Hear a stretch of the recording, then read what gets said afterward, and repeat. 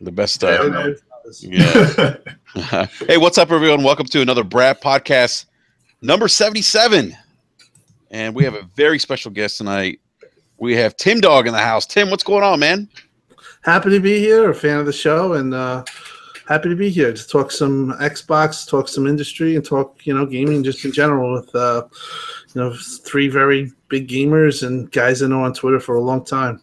Thank you, man. Like I said, man, we're excited to have you on. And Tim, it's I've known you for a long time, man. I think I go back to 2013 on Twitter with you, and I will always remember our conversations with Major Llanos. Yes. We miss him. Man, that's a name I haven't heard in a while.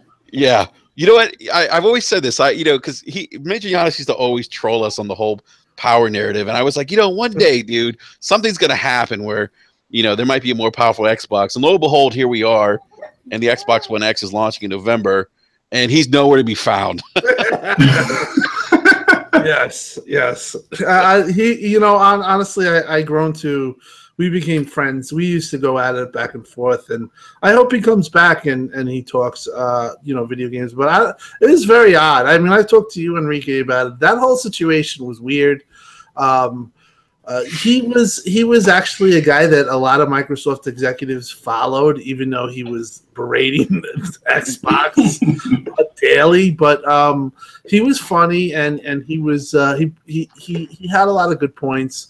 But he just fell face off. But sometimes that happens. Sometimes life takes over, and you just you do something else. But if he's listening, I wish him the best. Yeah, I do too, man. He actually was a cool guy. I mean, I know we got into some spirited debates, and I did chat with him on DM. And he was outside of the trolling stuff, he wasn't a bad guy. No, he was a good person. There was times when we would get into really heated times, and then I remember one time, and a Sony fanboy came in, and he basically wished death on me, and Major Llanos got really pissed, and I kind of respected him because he put people ahead of the bullshit, and he called out the guy, but yeah, he was me and him were just we were we would go back and forth. It was like the Llanos and Tim Dog show, and it was sometimes we get very heated, and sometimes we would get into fights, and there was times where I blocked him, and then I was like, all right, I came back. But overall, he was actually a big time gamer, and I think he actually was. I think, believe it or not, and I told this to Enrique too. I think he was a fan of Microsoft, but he was played that character. It was just very peculiar the way he left and how he left, and kind of cryptic tweets that he had, and just even the kind of questions I got from internal people from Microsoft about him, which you would think why would they care about him? But yeah, and he knew everything about Microsoft. He knew. He used to tell me Terry Myerson was the biggest dick at Microsoft. To be honest, he says he talked as if he knew him, and I have heard that about Terry quite a few times, to be honest. But he knew inside stuff about Microsoft, which was very strange to me for somebody who had a name Major Llanos, which was Sony backwards. So I don't know. He was a character. Oh, wow. I didn't even think about that. Yeah, I didn't realize that until someone pointed that out to me. I was like, oh, that's actually Sony. Wow. So, Eric, B-Money, what's going on, gentlemen? Chilling, man. Chilling. Ready to talk some of these topics and games. It's good to have Tim on. Yeah. I'm good. B-Money, you guys have some big things going on in Cleveland, man. Kyrie Irving's going to leave? Yeah, man. He turned his back on him, man. He took the L and, had to turn his back on LeBron. So it's crazy out here right now. Everybody's talking about it.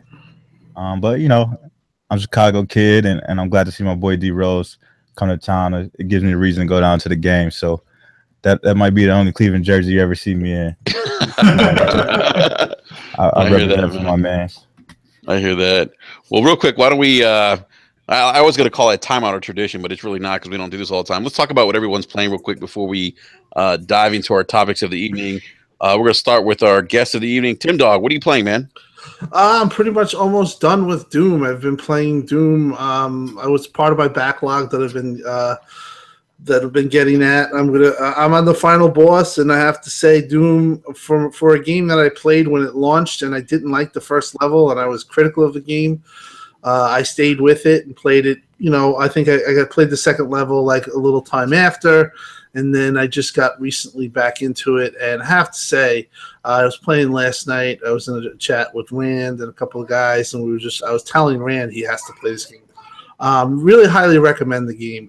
As the game goes on, it really ratchets up, and the game design, sound design is maybe one of the top sound designs this gen.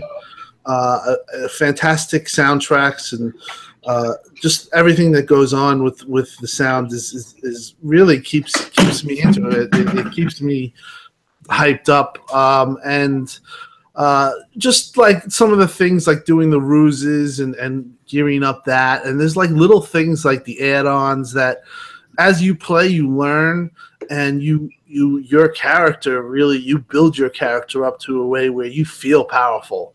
And I'm on the final board right now, and I have to say I feel powerful. I feel like a badass. And, nice.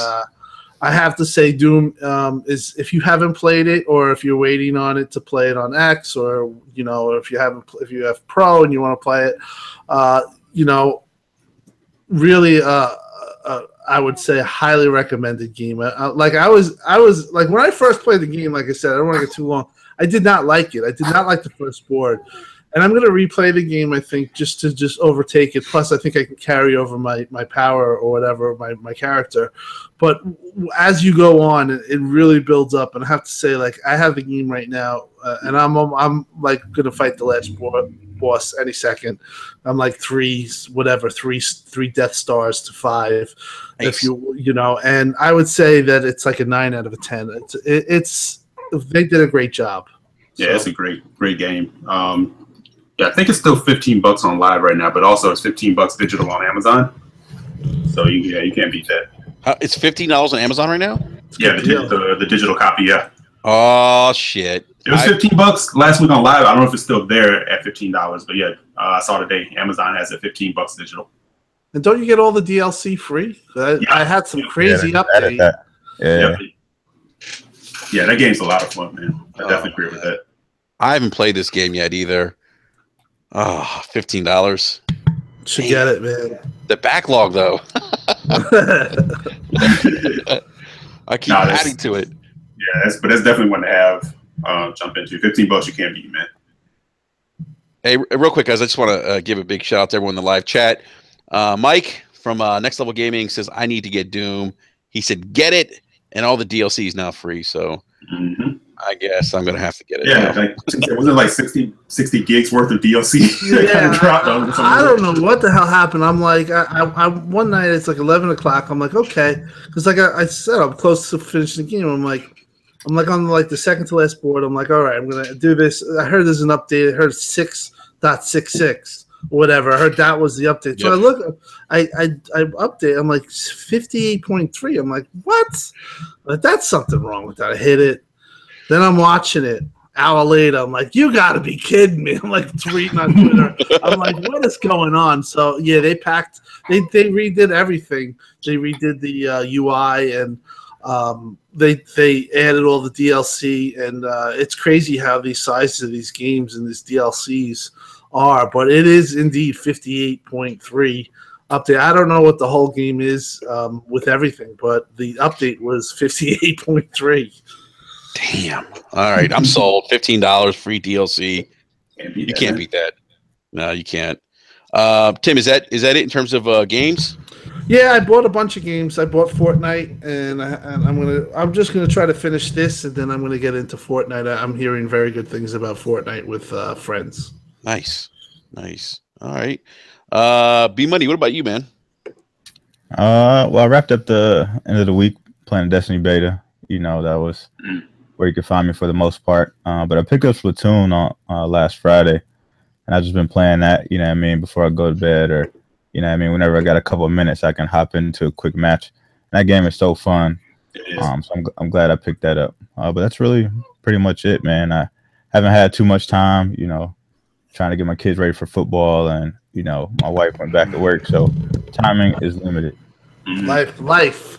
Yeah, man. All life gets in the way of fun, man. That's right. For real. This is true. This is very true. Yeah. So, is that it, B-Money, in terms of gaming? That's it? Yeah, that's pretty much it, man.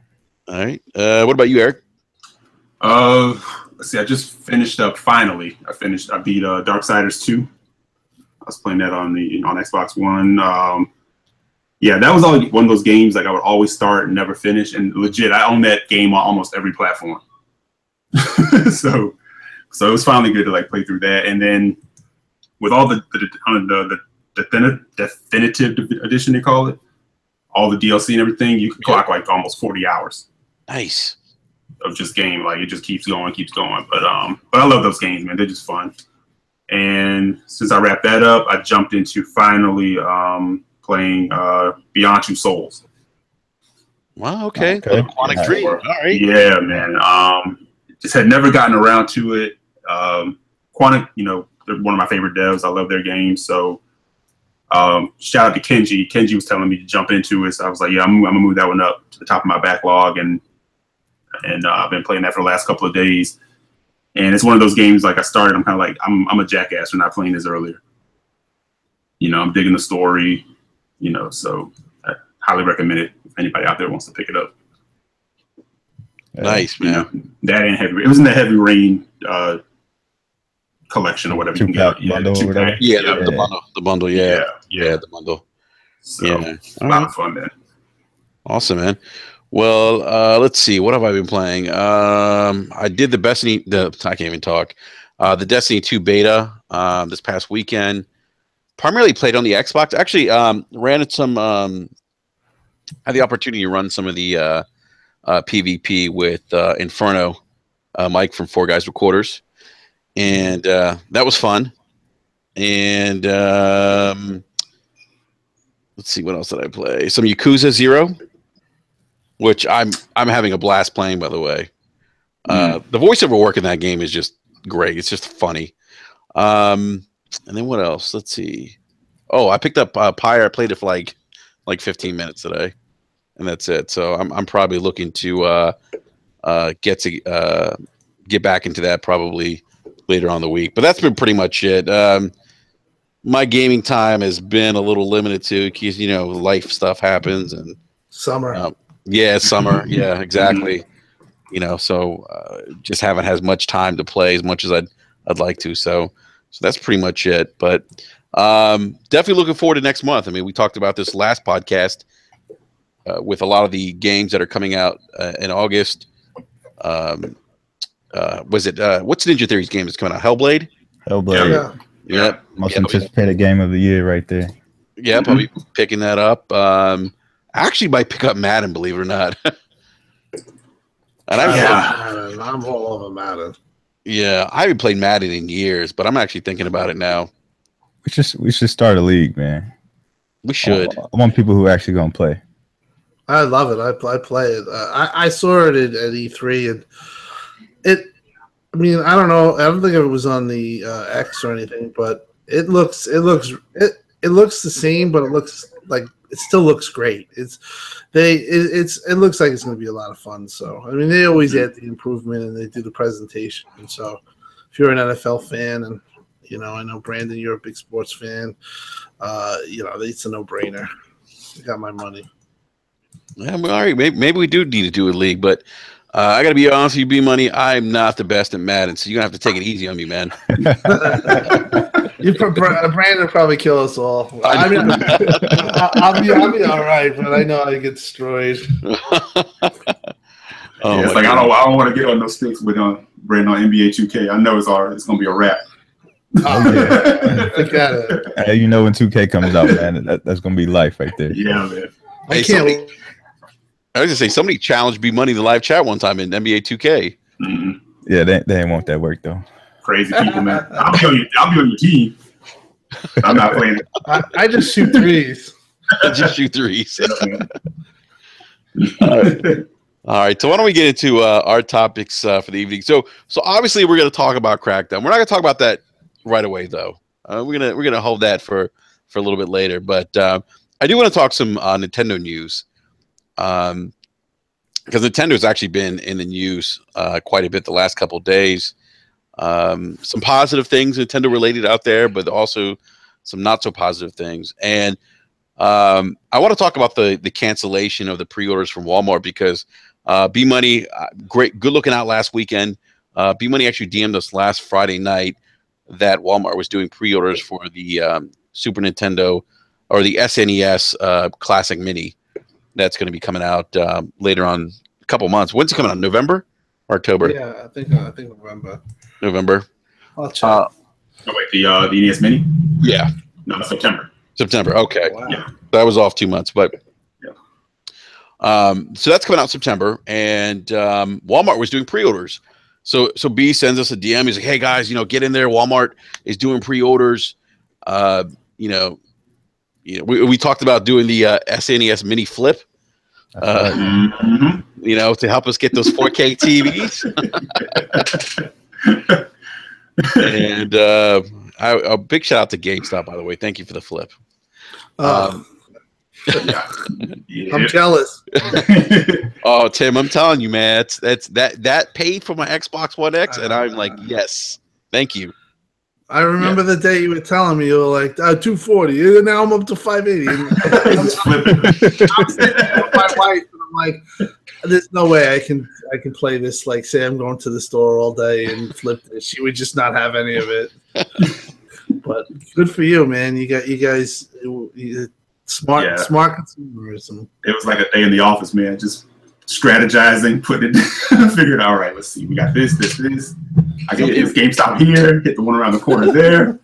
It really was, Tim. I was on DM with these guys, with Al the Drunk Cat and Italian Clowns, and we're all like DMing each other, like figuring out like who had the best deal, who got what for what trading value. B Money had a whole list of trading value for different games at GameStop. That was the game changer. When you gave us that list in DM, I was like, oh, let's go. It's on now. So thank you, GameStop. But so this pre-order came out, and apparently Walmart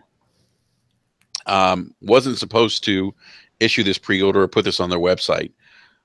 And so what's in the long story short, they basically have just canceled all the pre-orders for the SNES Mini. Now, Eric, I know you and B Money, you guys got the emails today. Mm-hmm. I'll just throw my 2 cents real quick, and then I want to get your opinions on this. I gotta be honest with you, I thought this is kind of a shitty move. I mean, I understand that that it was a glitch. It was something that wasn't supposed to happen, but it did, and it was out there, and people pre-ordered this, and now they're taking it away, and I think Nintendo could have probably maybe done the right thing here and said, hey, you know what? We're going to honor those pre-orders, but that's not happening. And this is like the one thing that frustrates me with Nintendo. They do some really great things, but then they do some things that make you think like, what the fuck? Like, what's happening? Like, why did you guys just do that? Like, and for example, we talked about the chat system, the headset, the Splatoon headset that they're selling now that plugs into your phone, that looks like a VR contraption with all the wires and shit, right? Right. You got a server farm on your head. Yeah, exactly. Did you guys see a lot of the memes that were going around with people saying that they were tweeting out, "Oh, this is me setting up a headset for the Switch," and it was like a guy like in a server room or something, like with wires all around him. So yeah, this was, again, I understand Walmart put this out there. They're saying it was due to a technical glitch. They retracted the pre-orders. But don't you guys think Nintendo should say, hey, you know what? Let's do this for the fans. Let's honor those pre-orders, Walmart, and let's get those consoles to these individuals when the console launches. Instead, that's not happening. And a lot of people have been critical of Nintendo. The Nintendo purposely shortchanges stock. We saw this with the NES Classic, where it couldn't be found anywhere. Like you just couldn't find it. I searched for months trying to find it, and it was never in stock. And Nintendo had no intention of making enough and replenishing stock. So I got to be honest with you guys. I think this is like one of the things. Like, and I understand like they want to create demand, they want to like get the buzz out there, but to me that's like negative buzz. Like, why do you want this to be your MO, Nintendo? Like, why do you want people to be like, yeah, Nintendo, they're gonna come out with this console, but they're not gonna make enough. I mean, you already hear those rumblings with the Switch. Right. Well, there's no rumblings on that. It's definitely a thing. That is definitely. I think, it's going to happen. Like, be prepared for the SNES Mini to be in short order, and you got to get out there and get it right. But I think, playing devil's advocate in this case, it definitely was on Walmart or something Nintendo, because apparently Walmart doesn't even have the allocation yet to do it. So they couldn't even honor it if they want to, because they probably don't know how many they're actually going to get. So that is where Nintendo comes in. But I think in this case, they kind of had to do it just because they actually don't even have the pre-order yet. So that was it's a bad move on their part, because it's like, somebody giving you like the best pizza you ever had and just snatching it back from you. So no one's snatching pizza for me. At the end of the day, man, this is all Walmart's fault. You know what I mean? Like, I can't put any blame on Nintendo for this. This is Walmart. They put it on their website. They allowed the pre-order to go down. Right. You know what I mean? If they didn't have the allocation, then they shouldn't have let it happen. You know what I mean? Like, at the end of the day, who you going to be mad at? Nintendo or Walmart? Like, you gave your money to Walmart. So exactly. You get your money back from Walmart. You know what I mean? So at the end of the day, like, it's Walmart's fault. Like, of course, I'm disappointed that, they sent me an email and told me that my pre-orders were canceled. You know what I mean? Because I did order 2 of them. But, you know what I mean? We just kind of got to wait it out, unfortunately. You know what I mean? Yeah. It's no big deal. They cancel order. It's like it never happened at the end of the day. We just got to wait for, when they finally announce it and it is available. Tim, what do you No, I think this reminds me of Xbox Fan Fest a little bit, when they had their first thing and they showed it and everyone got their emails that they had won, and it turned out that there was a glitch in the system and they couldn't handle it. Now, Microsoft actually came back and they gave all those people E3 passes. So my opinion is people like, B and Eric, if you got it, they should honor something in your behalf. Because you're dealing with a company that is a corporation that we can go into politics and stuff, but it's a corporation that basically killed off mom and pop shops, and because they could offer everything at lower prices, and they are a multi-billion-dollar corporation, and when they screw up, just like when Microsoft screws up, and they have to honor it somehow. So I do think that you guys should get some type of kickback, whether it's, it's not hard to do this. You can keep in contact with everyone that had pre-orders, and you could say, well, we'll put you on, some type of list where you'll be the first to know, or they'll give you some type of exclusivity for the product when they get it in stock. Now, on the flip coin with what Enrique was talking about, I kind of think that Nintendo does that too. They do that to a perfection. And I can say myself as a consumer, I go into a freaking Walmart, I cannot never find it, and it makes me want it just because I just want to have that day when I see the thing and I'm like, holy shit. And then you know what? When you see it, you go in your credit card, you don't care. Yeah. You're like, I'm going to get it. So it is, I don't know if it's manufactured, but I do think that it's maybe somehow factored in, and I think that is it wrong? Maybe, but it works. So there's two coins of that, the flip side of that. So, but I think for the most part, Walmart should definitely do something, whether it's a $10 voucher or something to to honor the people that took their time out and they had something that they thought that they had gotten from a company that, well, is done well off the American people and is done well off of just people in general. So they're a big company, and I think that they should be treated that way, and they should handle it with the people, just like Microsoft did.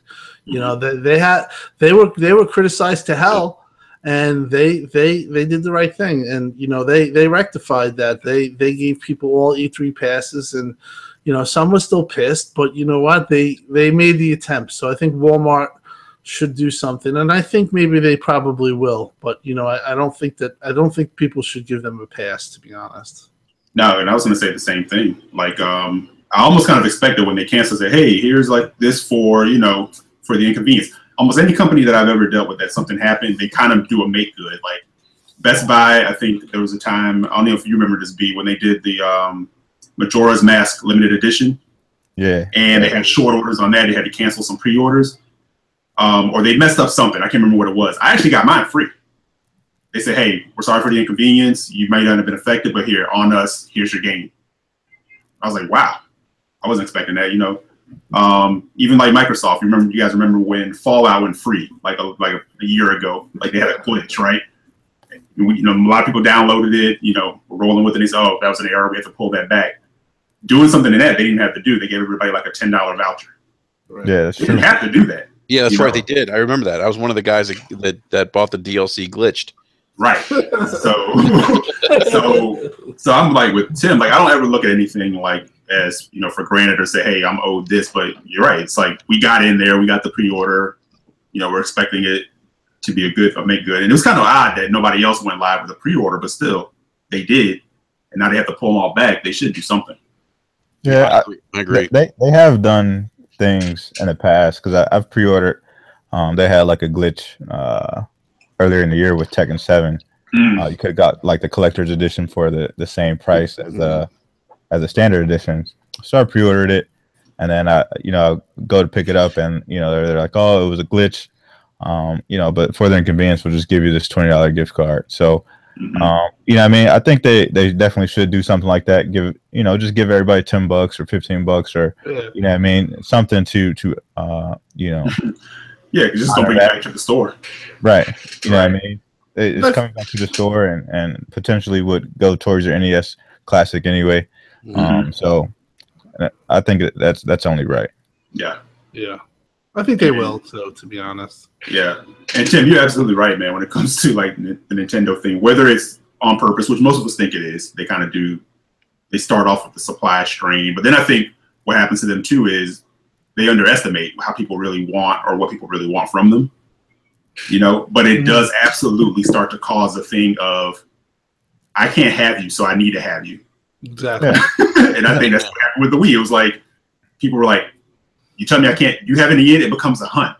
And then people take ownership of something that they don't have, you know, and it turns into like a frenzy. And the next thing you know, the media is reporting on it and it becomes Tickle Me Elmo. Yeah, because you gotta think like when Nintendo came off the GameCube, like nobody was like running out buying a GameCube at the end of the day. You know what I mean? So then like when the Wii strikes, it's, you know, it's one of those flashes in the pan. Everybody needs it, everybody wants it. It sells out. You know what I mean? 100 million consoles. Wii U comes out, does nothing. You know what I mean? Sega puts out that, you know, Genesis Classic all the time, every holiday season. Like Right.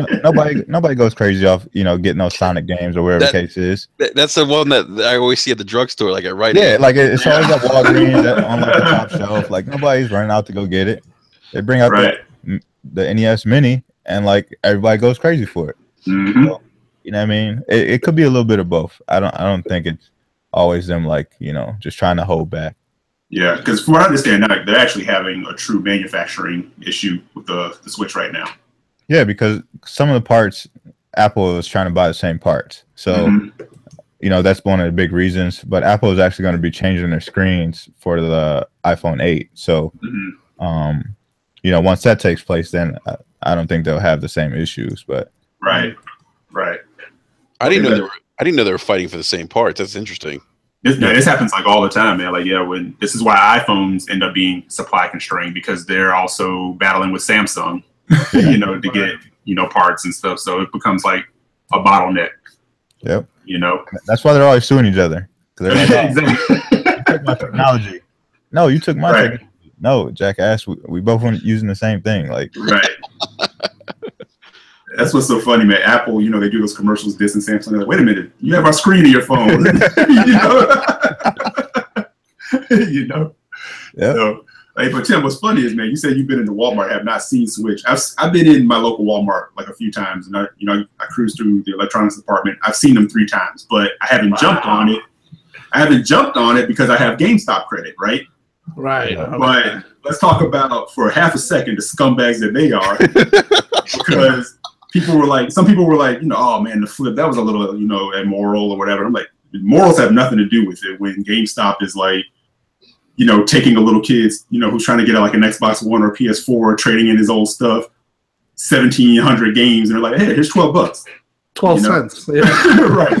So the thing is, I can't go into GameStop right now and get a Switch, even if they say, hey, we have a few in, because they're holding all of them for online only and forcing bundles. You don't want that $3.99 bundle? Nah, because I can find those games a lot cheaper. I'm like, you can keep that, but I just want the unit.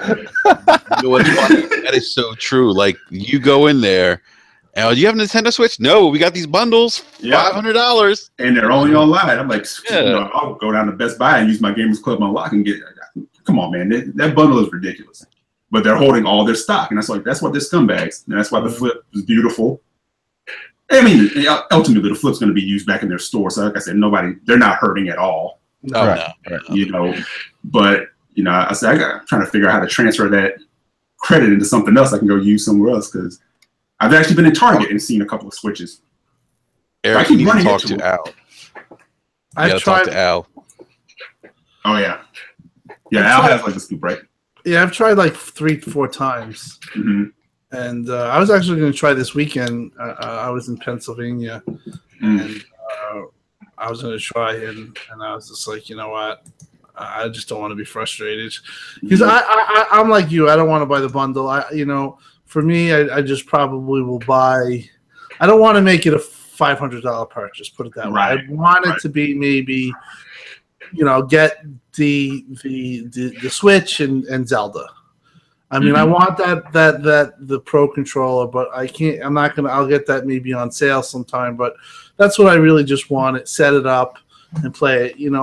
The Joy-Cons, to me, they seem like they're fine, but everyone's telling me that you pretty much need the Pro controller. But for me, like, I just want to keep it at like a 360 thing. Because for 500, then it just seems like a bigger purchase for me, and I don't know if I can justify it. You know what I mean? That's the way I kind of feel. Yeah. So that's basically, they have me. But the point is that they have me because I know there's gonna come a day when I just see it, whether it's even 3 months from now, and I'll be like, "Is it just standalone?" And I'll be like, "Yeah." I'll be like, "I want it," and I'm just gonna buy it. Yeah, and you know what, Tim? I would highly recommend that you invest in that Pro controller. It's actually a really good controller. Yeah, for Nintendo, I'm like, whoa, this is like, the first thing I thought to myself when I held that controller, I was like, this is what the DualShock controller should be like now. Like, it is perfect. The only thing it lacks is an audio input jack, but we won't get into that. Which is crazy. Yeah. And I don't know who they made the deal with, like what demon. I don't know how they get like 80-hour battery life. Out of these controllers. I'm serious. Dude, my kids play fucking the Switch all day and the battery's like full charged. And I'm like, what wizardry is this? Well, the Pro controller on the Wii U, man, I would charge that thing like legit 3 weeks. And I'm talking about out of heavy use. It'd be like 3 weeks, and then I have to charge it. I don't know what they put in it. I don't know what it is. But Nintendo's good. They're very good. They're engineers, and they have a quality product. And right now they're it's funny because we've talked MPDs and stuff like that. They could really sweep the whole entire holiday. It's very possible that they just will be the hot item. We talk about X, and we talk, Sony always does well, but they're at the point where they're almost back to. I saw something like they sold 4.7 million already. Yeah, they're selling in Japan like crazy. I mean, they're doing great in MPD area. I mean, they're on top again. And it's just crazy how they went from being people disregarding them and saying that, Pact saying that they're going to go third party and just let their games and just be, this to possibly being. When did Pactor say that, by the way? That was about 2 years ago. I think he predicted that they were going to go third party and like have Mario on. Wrong. I'm going to go take a look and just make sure that's right. I remember saying that. What's the running joke with Pactor? Everything he says, it's the opposite. Sometimes I grew up. When I didn't grow up, but getting into the forums and stuff, I was always a big Pactor fan. Like, I thought that he was, he was good. Now in 2007 area, he was good, but he's definitely deteriorated after time. But dude, he's hitting that brandy and those cigars too much, man. Clouding his vision. Man, there was a time you could set your watch to Pactor, man. No, you don't want to set your watch, man. It's almost funny now. You just kind of like have him throw something out there, and you can play like Wheel of Fortune almost with it. Like, will he or won't he? Will he or won't he? Yeah. But Nintendo, they're only their own enemy right now. They're standing in their own way because of the supply constraint. But they go into the holiday with supply, man. That might be the plan. Yeah, that could be dangerous. Think about it. I mean, like if they just hold off 200, like 300,000 each month, or these months, 200, and then they just have. Everyone can have it. It's just going to sell because there's so many people that have gone and tried to get it and haven't gotten it, and they know it's they just know it's not available, and then it's readily available. It could be powerful. Mm-hmm. Yeah, and Mario Odyssey comes out October 27th, so that we can all. That game's going to sell gangbusters. I don't care what everyone says. That game is probably going to be like Zelda level gangbusters. It's going to surpass Zelda. Mm-hmm. Remember I talked about this like last year? You did. Everybody thought I was like crazy. Everybody said I was like insane. That's what saying, man. I told you so. You so. This was the perfect plan. Mm-hmm. They put out Zelda. Everybody goes hype over it. It's not like any other Zelda that they put out. Game is amazing. One of the highest rated games of the year. Mario is their mascot. Yeah. Why would they put it out when it launches? When they're launching the console? Yeah, that's a good point. When basically no other console has ever launched before. So you put out the big new hot game, which was Zelda. Everybody scoops it up. They follow that up with a couple, They hit us with the Mario Kart. Everybody goes get Mario Kart. Great attachment rate on Mario Kart. Yeah. They hit us with ARMS. Now Splatoon. Next month we get the Mario Rabbids game. So we get to the holiday. They got their man there. Yeah. You know what I mean? This big Mario 3D Mario. Something that everybody's been wanting since, Mario 64, Mario Sunshine. It looks amazing. It's crazy. It's something that we've never seen Mario do before. Mm-hmm. Run around throwing his hats on stuff. People getting hype. This holiday season gonna be big for them. And he's about the only character or IP that can go up against you can put big dogs in the fall. Up against Call of Duty. You can put it up against, your Battlefields, your Battlefronts, whatever big game has come out in November. So what? Put Mario out there. It's gonna do numbers. Oh yeah. Yeah. You look at some of the numbers that these games are doing already. It's like 1.8, and you're like, wow. Yeah, I mean, look at Splatoon. What came out last week? Look at the attach rate already. Yeah. Crazy. I'm like looking at these numbers, and I'm like, I just so wanted that to be Sunset Overdrive. I just so wanted that to be fun, but they get the support, and props to them. They have free market. It's free market. You can't predict what's going to happen, but when something sells, you have to give it its due, and they consistently can sell their product, and they really have I feel come back, and I feel like they're just starting too. Like, this is something that that they got the train rolling, and they're going to do well. What's crazy too is they can be tone deaf. We can't lie about that. They can definitely be tone deaf to certain things, but I think what they paid attention to was people were saying you didn't explain what the Wii U was. To the people who had purchased the Wii, kind of put the Wii U out there and kind of expected people to know it and just go and get it, right? That's not happening with the Switch. I'm seeing this thing advertised everywhere. You go to the movies, it's a running commercial before the movie starts. Mm-hmm. I saw 10:30 one night on HGTV. Yeah. Switch commercial. I'm like, what? Yeah. And then watching like, Disney with my kid, and there, 3 or 4 Switch commercials in there. Yep. So they're definitely putting it out there. They're going, they're definitely making sure people know what it is, understand it, see the difference in it. And it's definitely that portable to TV thing that's flawless. The thing that Sony tried to do with the Vita, or maybe wanted to do, and maybe what they wanted the Wii U to be. Yeah. Making sure people know, look, you can literally take this from your TV, walk out your door, and continue. And it is so seamless. You plug that thing in the docking station, and your TV's like on. And it's there. I mean, it really is. It's amazing. Switch. Yeah, Tim. So Tim, I just pulled up that article you DM'd me, but Michael Patcher.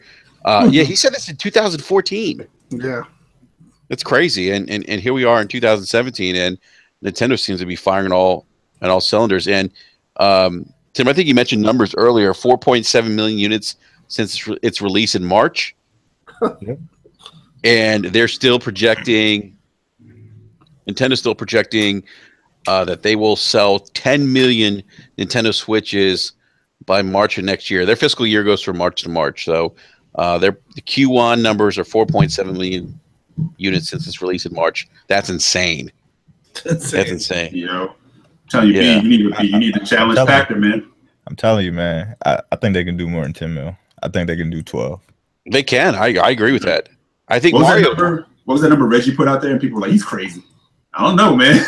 He might not be that crazy. Look at it's crazy. In terms of software sales, Mario Kart 8 Deluxe, 3.54 million units. It was released in April. Jesus. ARMS, Nintendo's newest IP, sold 1.18 million units in 2 weeks. Yeah. Wow, man. I think the Splatoon numbers are out in Japan. I want to say it did 600,000? 670. Yeah. 670? Ridiculous numbers, yeah. You still think about I don't even think Sunset Overdrive is at 670 right now. Are you serious? I'm just this is how crazy these numbers are, to be honest. I know Sunset Overdrive didn't sell well, so Sunset Overdrive should be at least 1 million. That's such a good game. I know. I hope I just from things that I've heard through the grapevine, they just sold okay. But that's 6 points. What were we saying? The game deserves so much better. Yeah, it deserves better than what. It's a great game. So like I said, I was thinking about that today because I actually was looking at that number and I'm like, we could say that, but free market, it is what it is. You know what I mean? You can't control that. Like if people don't buy your thing, you can't say, well, it should have been. It is what it is, and you have to figure out a way to get those numbers somehow. Yeah. HGK says even after games of gold. Yeah, even with giving it away, people were still not grabbing it. Yeah, I would say maybe after that, but that I don't know if they count that, but at the time I know that I remember because I was asking about a sequel, and I remember one person telling me it didn't do well. It sold just okay. don't expect a sequel. Oh man, It's a bummer. it's a bummer. Such a great game. Yeah. Yeah. It was the game that they showed at the E3. I was like, that's intriguing the hell out of me. It's bright, it's colorful. It looks like it's trying to do something different than all the other games that it was lined up against, you know? It's funny. It's funny. Yeah, it was definitely it's funny. Yeah. It reminded me of characters, those, man. Yeah, it reminded me of those Dreamcast days. Yeah, that's In exactly a what lot it of reminded ways, me of. you know? Yep. So, Jeez. Well. yeah. Yeah. So Nintendo is. I guess we can all agree that they're back. Yeah. Yeah. God they didn't listen to Pacta. Yeah, for real. That's what people always say. Never count them out. Yeah. Has Pacter commented just on getting them? started, man. Just getting started. Has Wait Pacter- till the Pokemon comes out. Oh, see, yeah, that's. Yeah, I'm not even a right. Pokemon fan, and I'm just like, yeah, but I know what Pokemon can do. Yeah, Pokemon was their best-selling game last year, and it came out like in November, and they did like almost 11 million copies. Shit. Are you serious? Yo, Yeah. people died for that game, man. I don't get it. People were walking off cliffs playing, Pokemon Go. Not to laugh at people dying, but I'm just saying, it's like phenomenon. Anytime one's released, it's like a phenomenon. Yep, Pokemon is that serious. So I don't get it. I don't get it. I did download the app, Pokemon Go, and it was like cool for like a couple weeks, but yeah, it's just not my thing. So Catch them all, Enrique. what's that? Gotta catch them all. Yeah. All right. So let's talk about some other gaming related news. We got our Games of Gold announced. Now, there was that leak that was fake apparently that had Firewatch on there, and I was like, when I saw that, I was like, oh my god, Firewatch is there. I love Firewatch. One of my favorite games this console generation, actually. But we're getting Slime Rancher. Is it Slime Rancher? Am I reading that right? yes, I need fucking glasses. This is sad. Slime Ranch is right. Yep. Yep. Trials. a lot of people are saying that's a pretty good game though. Yeah, that's what I've been hearing. Yeah, I've never played it. I actually, truth be told, I've never even heard of it up until I saw it in Games of Gold. But you've heard it's good? yeah, a lot of people said it was pretty good. Oh, I'm gonna have to check it out then. Trials Fusion, which is a lot of fun if you haven't played that. Mm-hmm. And then come on, Bayonetta. What? Hey. Yeah, man. If you have not played Bayonetta, I don't know what to tell you. It's a great game. Great game. And I'm hoping Bayonetta 2 gets that port to the Switch, Yeah. which I think is coming. I think it's happening. It's coming. It's coming. Yeah. Don't you worry. It'll come when they announce Bayonetta 3. Because Bayonetta 2 is so good, man. Bayonetta 2 was good. And then also Red Faction, Armageddon's actually the other game for Games of Gold. So I'm actually going to be probably picking up B Money on your based on your recommendation, Slime Rancher. Yeah, I'm gonna check it out, man. A lot of people say it's pretty good. I think all four of those are solid, man. You can grab any one of those and probably rock out. I mean, like, I don't know much about Slime Rancher, but that sounds intriguing. Yeah. I played Slime Ranger. I wasn't a fan. I got it. Yeah, I was expecting something else. I didn't like it from what I remember. It's a little more. It wasn't what I thought. It was totally not what I thought. So I didn't like it. That's a preview game too, right? Yeah, I bought it when it first came out. Okay, gotcha. All right. On the PlayStation side, Just Cause 3, Assassin's Creed Freedom Cry, Super Motherload for the PS3, Snakeball for the PS3, Downwell for the PS Vita, and Level 22 for the PS Vita. So I'll probably out of those games, I might just pick up Just Cause 3. I'm not really interested in anything else there. I'm definitely gonna pick up the Creedy just because, like, I didn't realize there was a black assassin. First of all, after because first of all, I never even knew that Black Flag had like a standalone DLC. So then, like, once they announced it, I'm like, I never even heard of this. So I went and I watched the video for it. I'm like, yo, this is the assassin was a slave. It's about revenge. I'm like, yo, this storyline looks like it's gonna be pretty dope. So I'm definitely gonna check that out. Yeah, I think I tweeted to you earlier. I think that was Kenway's like second in command or something like that on the ship or whatever. Okay. That character, yeah. So Oh, is yeah, that who it is? Okay. yeah, and I was gonna pick up that DLC like a while back, and kind of like VSAC, it kind of slipped my mind. Like I forgot it was there. So I'm happy to see that. And then Just Cause 3, I've been like plenty of times hovering over that $15 sale button whenever time I see it. I'm so glad I never clicked. I'm so glad I didn't jump in that stuff. Yeah. I want to play it, but I just never knew if I was like, do I really want to buy this? You know? Right. So yeah. No, I think both, honestly, man, I think both companies are giving a solid month. Yeah, no, I think so. Yeah. Which doesn't happen often. Doesn't happen often, man. Usually one is clearly better than the other. You know? More backlog. So, more backlog. That's all I gotta say. And then I gotta pick up Doom for $15. Oh, actually, man, I was just looking at that. It looks like it's gone. What? Oh, Yeah, shit. I'm not seeing it on Amazon. So. Full retail price $60. No, it's 20 actually. It's 20 right now. Still, that's still. Oh, that's not bad. That's not bad at all. Yeah. All right. Some other news. We have some PUBG news. So apparently, apparently PUBG is running at 30 to 40 frames per second on the Xbox One X on 100-man servers. It's not bad. Yeah, that's actually pretty good considering how. I wonder what is the only thing, you know, the X is it's good, but I wonder what the base Xbox just S is going to run.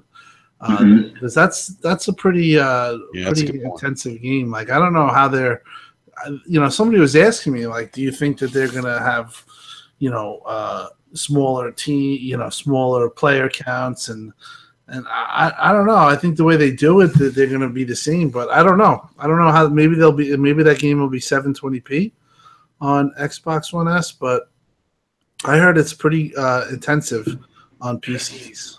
Yeah, it is. It is very intensive on PCs because there's like 1,000 people like on a map. But my guess is they probably would just. You probably won't have 100-man servers. I would imagine for the Xbox One S. Yeah, that might make sense. Yeah, that was kind of like my question about it. Because I mean, S and X players will be able to play with each other, right? Yeah, I mean, I don't think it's going to be a different server. I mean, how would they know? Like that's true. Yeah, that's a good point actually. And when it comes down, when it comes down to the frames per second, I mean, when it comes to like shooters like that, you definitely want to be even playing field, right? Oh yeah, most definitely. So that's going to be an interesting balancing act. I think Tim. I think maybe you're right. Maybe they turn down the resolution for the S.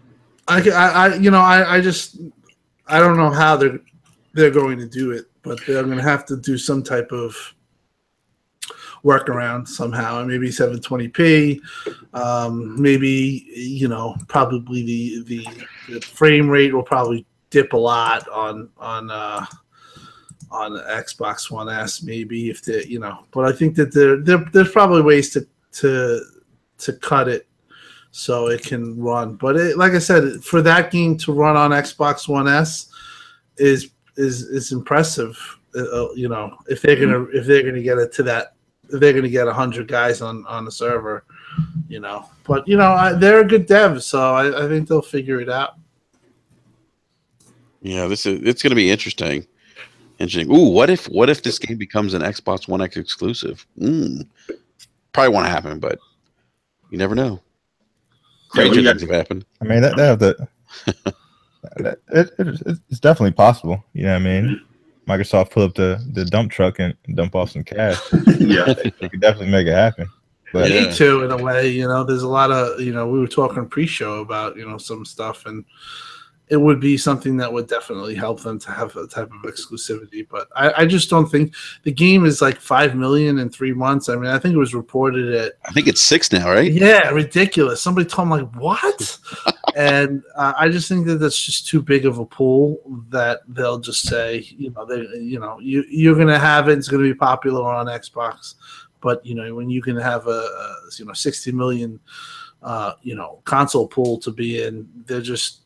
It would take a ton of money for Xbox to keep that exclusive. What I do think might happen is it might be in preview for a while, and then it'll probably come out, and it'll be like an ARC situation where it's like a year exclusive. Yeah, I mean, I could see that. But like B Money said, I mean, you never know. I mean, I feel like this for them, this would be this like to tie that up as a console exclusive would make perfect sense for them. Yeah.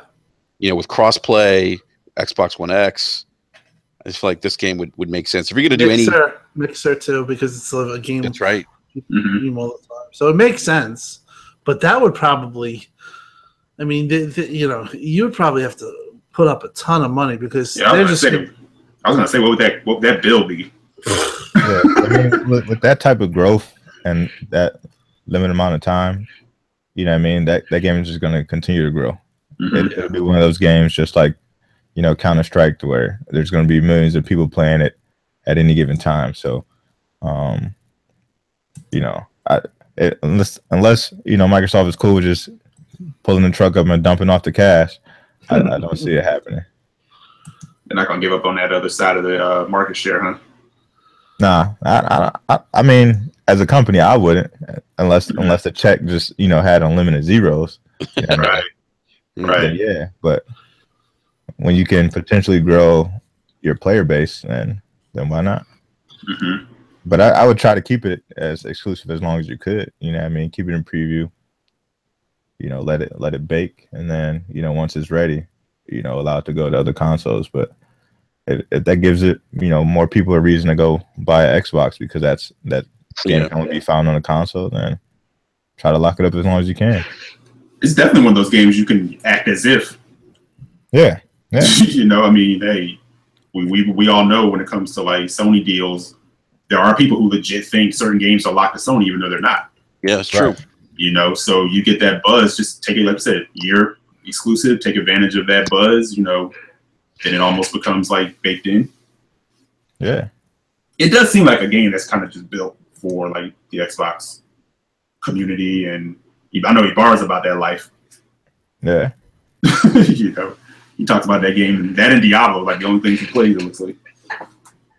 So no, that game could be a phenomenon. Well, it already is. I shouldn't say could be. It already is on the PC side. So should be interesting. Yeah. I'm excited for it. I'll probably be trashing it, but I'll try it. Yeah, like I'm not too big on like the whole preview thing, like giving you money before like the game is fully complete. But like that'll probably be like the one game where I jump in and go ahead and pick it up. Yeah, Chicken Spaghetti, he's about that preview life. Yeah.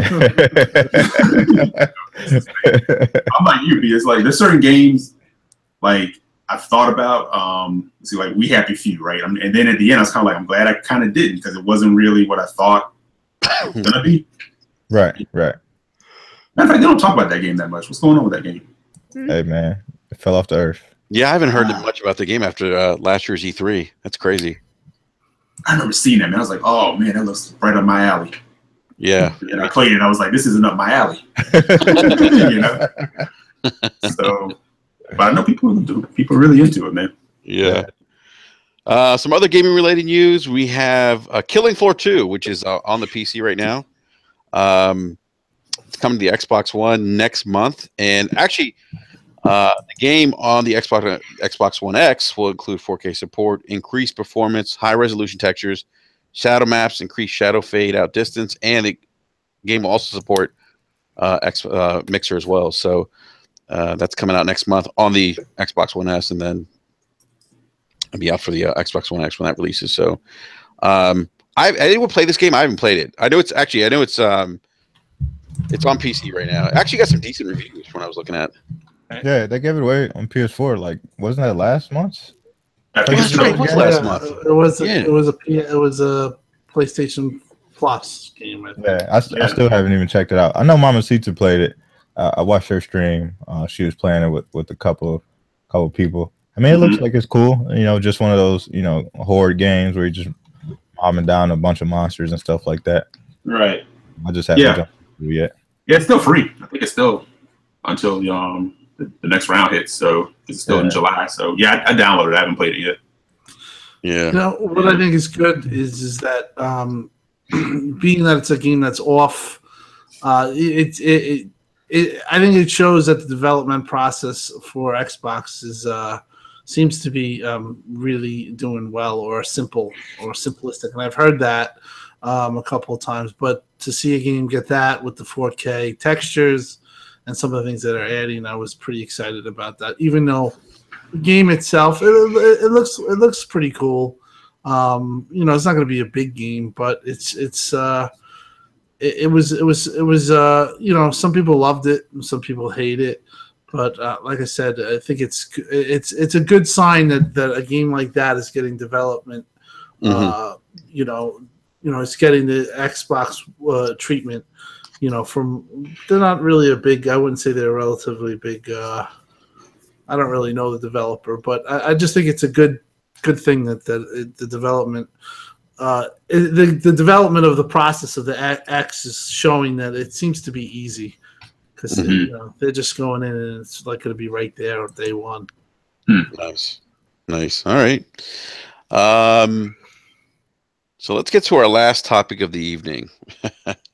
Save the best for last.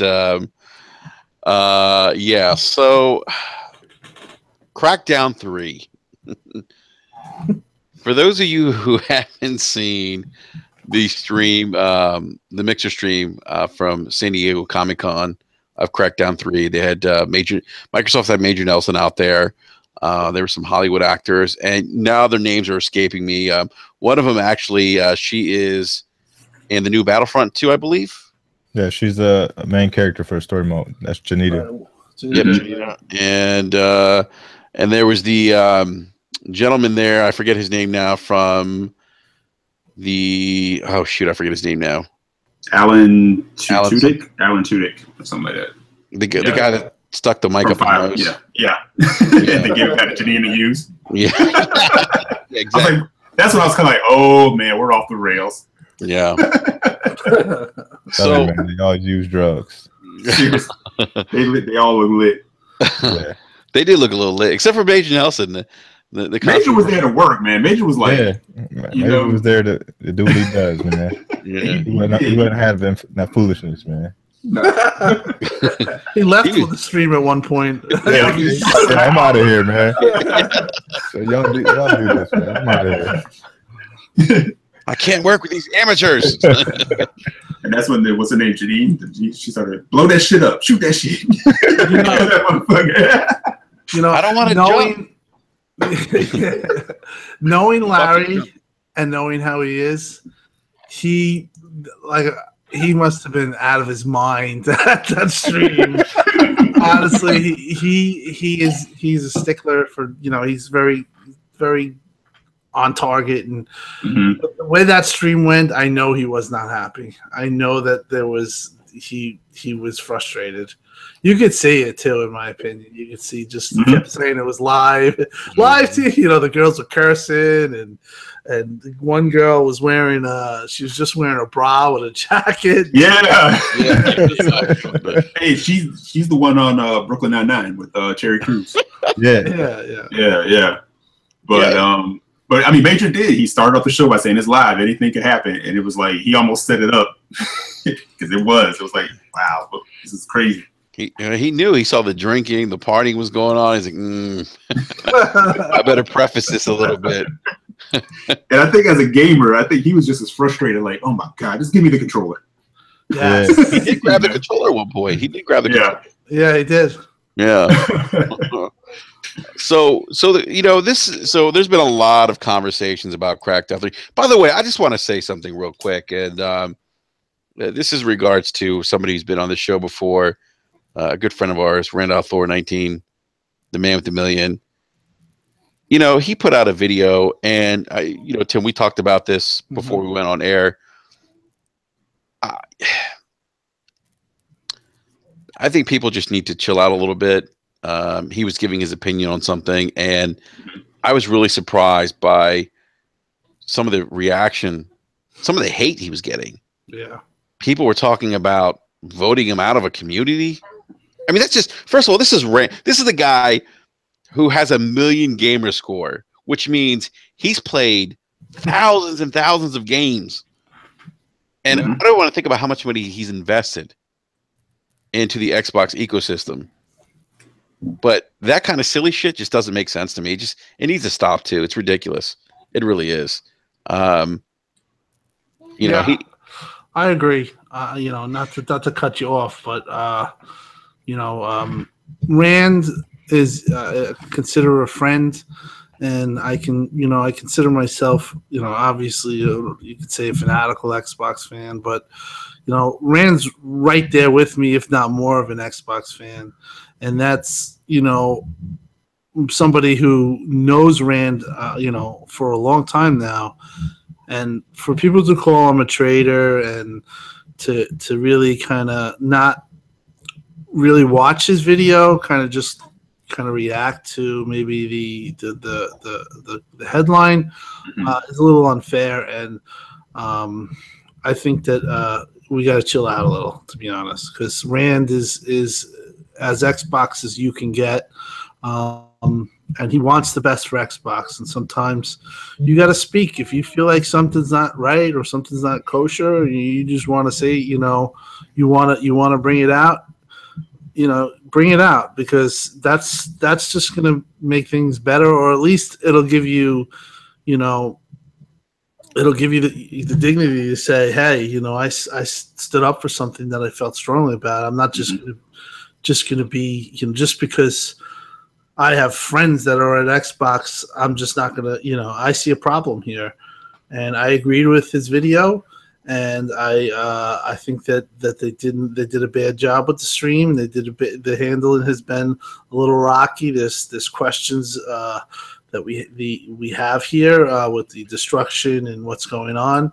But on the flip side, I think people calling him all that, I do think that we also are overreacting too in a bit with Crackdown. You know, Enrique was talking about, you know, now we're still talking about it, people putting screenshots side by side with Crackdown 1.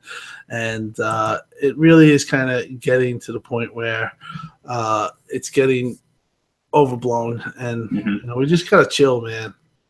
Yeah, I agree. I mean, it's I even saw someone say, and this is crazy, I saw this tweet where someone said something to the effect that basically saying, oh, you know, we help these guys get popular, and now they're talking bad about Xbox and becoming neutral. That's not how it's supposed to be. And I'm like, what? Like, are you serious? Like, Rand in that video never once said Microsoft sucks or Xbox sucks. No. He's a consumer. He's voicing his concern about something he's passionate about. And that's the mark of being a fan. Like, you know, being a fan doesn't mean that you just say, hey, it's all good, it's all cherry, it's all beautiful. That's the mark of a follower. Yeah. You know, and as a fan, you want the thing that you care about, the thing that you like, the thing that makes you happy, you want it to be the best that it can be. And I would argue 90% of your time, you're happy with what's there. Right. You know, when you really think about it, 90% of the time, you're happy. Yeah. But when that 10% ain't right, it just becomes louder than when you're happy. But you have to be, because if not, there's complacency, there's things that aren't addressed, and then you feel like I'm not getting what I want. You know, and I think my thing is when it comes to like Twitter or YouTube, whatever the case may be, people can say whatever they want. If you want to be a person that everything is happy-go-lucky, and you know, I feel you're disrespecting the execs or you're disrespecting Xbox, fine, that's you. But I tend to like people who can be fair and balanced. I don't care for people who overly bash and always bash and constantly bash, but I also don't care for people who act like it's all sunshine and daisies all the time. You know, that person that can be critical when they need to be, that's the person whose opinion I can take. I can say, because they're kind of speaking on something that, you know, maybe I'm feeling the same way. Or if I don't agree at all, I just go, hey, they're a consumer. They have a right. They put down their money the same as me to voice their opinion. And it shouldn't be people just automatically saying, oh, you're overreacting. No, I mean, I don't feel like maybe you're not reacting enough, but I'm not going to call you out on it. I'm not going to call him a traitor or call somebody a traitor. I mean, that's right. Traitor to what? You know, I mean, it really isn't the point. And I just think I hate to say it, it's just kind of embedded in the gamer culture where we just get triggered to hell sometimes on just some stupid shit. And, you know, when I saw the video, I knew this was going to happen. I knew this was going to be a problem. And I tweeted about it, and I was being critical of the thing, and sure enough, I had people coming at me saying, you got to chill out, you're not like the old Tim Dog and this and that, and I got that, and I got that a little too when I was talking about how Xbox has to, is them with the MPD and how it's something that they have to take serious, and this is something that's going to affect them and affect us as consumers and Xbox fans. Previously to that, I got the same type of reaction, but we should have a discussion where maybe we can respect each other, and I think that we got to get there. And I think maybe there was a time when there was a lot of problems that were going on, and there was a lot of shit that was going on. But I think that now is the time that we can really kind of just speak on subjects for whether you're a Sony fan, whether you're a Nintendo fan, you can speak on being critical. Being critical of these companies is okay, and I understand that you want everyone to be happy and happy-go-lucky, but there are sometimes real issues, and this was a real issue because you talk about Sunset Overdrive, and you're like, how the hell did that game not sell well? Yeah. Quantum Break, how the hell did that game not sell well? And a lot of times it's the handling, a lot of times it's the hype, and a lot of times it's things that people sometimes get a game, and if you become a meme, and I told this to an Xbox person in DM, I says, if you become a meme or a joke like Mass Effect, say goodbye to your game. And that's borderline what's going on with Crackdown. I think it can recover, but Rand's video was just kind of highlighting that stuff, and he gets it. He doesn't want to have another game that Xbox has underperform and not be successful to where we get the franchise to grow. And that's basically what we all want, right? We want a sequel, we want more destruction, we want the game to build out. Right. But if it sucks or if it's a good game and it gets killed by all this stuff because they didn't handle the game right, that is kind of on Microsoft. So where Rand came from, I think his video was very powerful, and it made waves, and it made waves even within Xbox. He had some valid points, and if somebody has a valid point, you shouldn't be calling them a traitor. You got to look at yourself. If you're calling somebody a traitor because they're just not saying everything is hunky dory, then you're part of the problem. That's a great point. That's a great point, man. Yeah, I mean, that's you're right. I mean, if you don't hold these companies accountable, and they're not going to want to do better. I mean, they're just not. The complacency happens. We've seen it in other examples. I mean, we joke about Sony got complacent last console gen when they announced a PlayStation 3. Go out and get a second job. I mean, these companies do this. There's history of that. But think for a minute. They came with a $600 console and they told you to go get a second job. Go flip some burgers, dog. Yeah, you know what I'm saying? Like, who does that, right? Go flip some burgers. So I think, because I think we've had this talk. I said when, coming up through gaming, whatever, we were there in the first days of Xbox. I was more PS1, PS2, which a lot of us were before Xbox really hit the ground and, started making noise. You know what I'm saying? But coming through like OG Xbox and 360 was my primary console last gen. I didn't get a PS3 until maybe 3 years in because I sat there at that 2013. Well, no, I'm sorry, that 2013. That's the Microsoft reveal. The 2006, and I was like, my reaction to Sony was "fuck you." Yeah. Peace out later. I'm not going for that. You know what I'm saying? So it took a while for me to get one, and that was me as a Sony fan. But even still, as time went on, there were just things that were happening. Multiplats played better on 360. 360 had like a great library. So a lot of my PlayStation gaming was just like the exclusive games. Yeah. You know what I'm saying? And then we get through 2013 and it was sort of like, I don't think what happened with Microsoft was necessarily on the same level of what Sony was doing with the 600 and the second job, but I definitely they were saying some things that were giving me like PTSD flashbacks. I was like, No, don't drop the ball on the goal line. It was your touchdown. Yeah. All you had to do was spike the ball, right? But since then, and I think we talked about this, like, in DMs and stuff like that. I said they made so many strides to turn around a lot of that negative. And I see people sometimes still bringing up like the 2013 thing. A lot of times it's Xbox fans that I see on my timeline that kind of try to remind you of that. Hold on to it, man. And I'm like, let it go, because don't ever forget where you came from, but at the same time, let it go. We don't need that kind of trolling. They moved in some better strides. Now it's like, let them know what else you want. Because I always think anytime you're a consumer of something and you put your money in, there is no hold the line mentality or trader mentality. We're consumers. So it's very much, what have you done for me lately? Yep. They're supposed to be, I don't want to use the term afraid of us, but they're supposed to respect us and say, hey, you guys are feeding our engine. What do you need from us to make it better? Yeah. We're doing services, and this goes for Sony too. We're doing this, and that. But if you're not vocal about it, complacency sets in, and then nobody's happy. Yep. And if you have someone what Rand did came from, if people really stopped, again, 10%, I think, of the people that heard it were the negative ones. But I think most people who were true Xbox fans kind of understood where he was coming from, whether they agreed or not.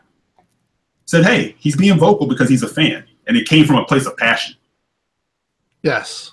Because he wants to see it be the best it can be, and that is not the best way. And Rand's right. I think I sent a tweet out a few weeks ago, and I kind of said, I was a little bit frustrated, but I was also trying to be just a little tongue-in-cheek. And I said, Microsoft said they don't shut up about controllers, hardware, and services, but when it comes to their games, they don't talk about them. Mm-hmm.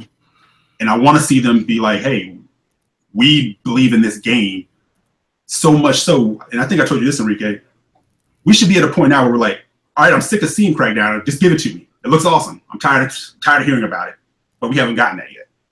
Right. Yeah. And I think going back to Crackdown 3, I think some of the concern and maybe where some of this started from was, and Tim, you were at E3 this year. You saw the Crackdown sizzle reel. And for me, like sitting at home, my couch, watching E3 live, I was like, that's it? I was that way too. And I was like, I'm like, okay, Terry Crews came out, right? And then I was like, okay, they're gonna show some the multiplayer. They're gonna show the destructible environments. They're gonna show like this big it's gonna be like Crackdown 3 on Crackdown 3 is gonna be like Crackdown on steroids, right? And when they showed it, I'm like, oh, honestly, the impression I had was, are they not excited about this game? That's the impression they gave me. And then when San Diego Comic-Con happened, and they're showing and what Rand was saying in his video that he put out there was that, hey, look, you don't have people who don't know how to play games play a new game that hasn't been released yet because it doesn't show that game in a good light. Mm-hmm. And to me, it was kind of like a head scratcher. I'm like, okay, we had the E3 sizzle reel, which they really didn't show a lot. Terry Crews came out. That's cool. But here they are, and they're showing Crackdown 3, and they have these people playing it. There's the I forget the lady that was playing it who didn't know how to jump, and then what's her face was like, throw that shit, and then she's like, I don't want to jump, I'm scared. She's like, fuck it, just jump. And I'm like, what? People talk, Yeah, and I'm like, what is happening? I'm like this. I just couldn't believe it, and it just, to me, it just didn't show what Crackdown 3 could potentially is. Mm-hmm. It could be like the guy that stuck the mic up his nose. Remember when the cars were stacked up? Yes. Didn't he make a joke like I thought he made a joke like he said like they were humping or something? Yeah, he might have making a joke, and Larry's going, and the game is built on film. Yeah, it's all on physics. Right. He just kept saying that, man. I don't know, man. Honestly, I don't see. My take on that thing is that people who are watching that are gamers. Gamers wanted probably to see a gamer play that. In my opinion, I have no idea who those people are.